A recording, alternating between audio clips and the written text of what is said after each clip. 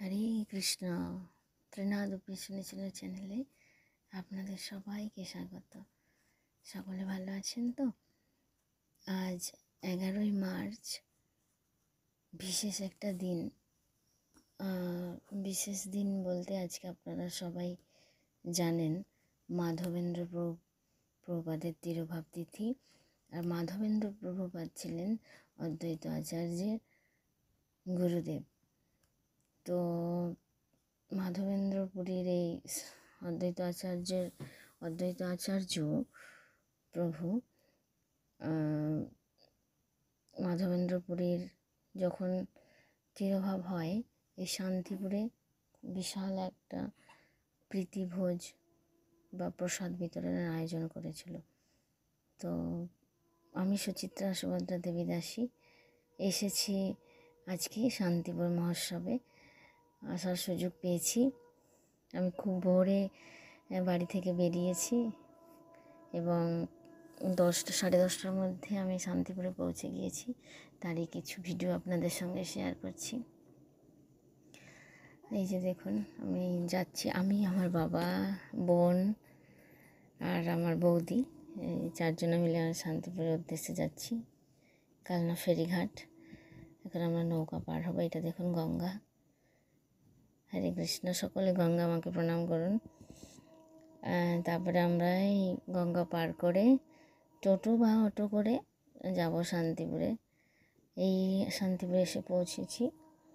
তো আপনারা সবাই জানেন আমি যখন ওখানে পৌঁছেছি তখন গুরু মহারাজ শান্তিপুর মহোৎসবের সম্পর্কে ক্লাস দিচ্ছিলেন যে এই শান্তিপুরে কেন এত বড় উৎসব হয়, তার কারণ কী। তো অদ্বৈত আচার্য এখানে বসে মহাপ্রভুকে আহ্বান করেছিলেন। এর পাশেই গঙ্গা আছে। এই গঙ্গাতে প্রতিদিন মহাপ্রভু শালগ্রাম পুজো করে তুলসী পাতা দিয়ে মহাপ্রভুকে আহ্বান করতেন। জয় জয় অদ্বৈত আচার্য দয়াময়, যাহার হুঙ্কারে গৌর আবির্ভূত হয়।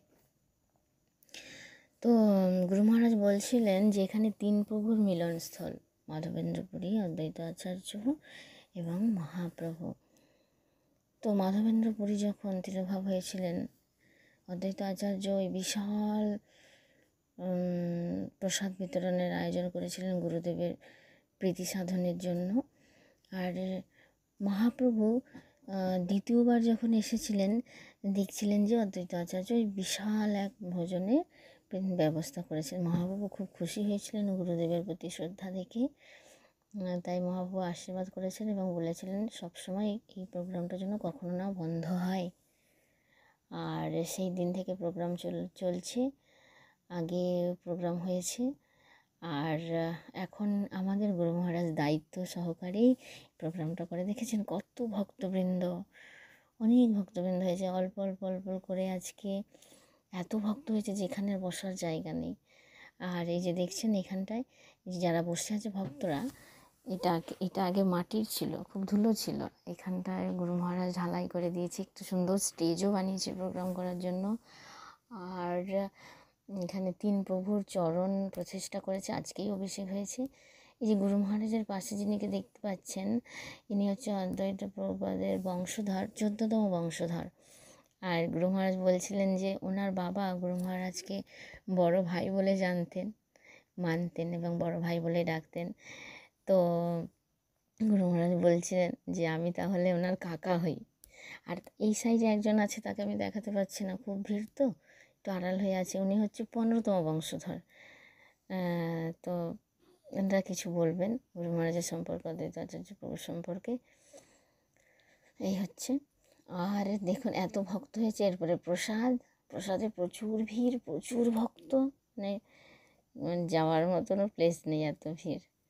এখানে প্রসাদ পাবো একটু। গুরু মহারাজ বলেছেন যে এখানে প্রসাদ পেলে গোবিন্দের প্রতি প্রীতি হয়, তাই আমরা একটু কখন প্রসাদ পাবো। খিচুড়ি প্রসাদ হয়েছে, খিচুড়ি, চাটনি, পরমান্ন আর পাঁপড়। দারুণ। খিচুড়ি খেতে সকলে পছন্দ করেন। আমরা এখন একটু প্রসাদ পাবো। প্রসাদ পেয়ে আমরা আবার বাড়ি ফিরে আসবো বলতে আমার বাবার বাড়ি কালনাতে, সেখানে ফিরে আসবো, তারপরে মায়াপুর যাব। তো আপনারা দেখতে থাকুন কেমন লাগলো ভিডিওটা জানাবেন। আর ভগবানের কাছে প্রার্থনা করি, তিন প্রভুর কাছে প্রার্থনা করি আপনাদের সবাইকে কৃষ্ণ ভক্তি প্রদান করুক। হরে কৃষ্ণ, টাটা, প্রণাম।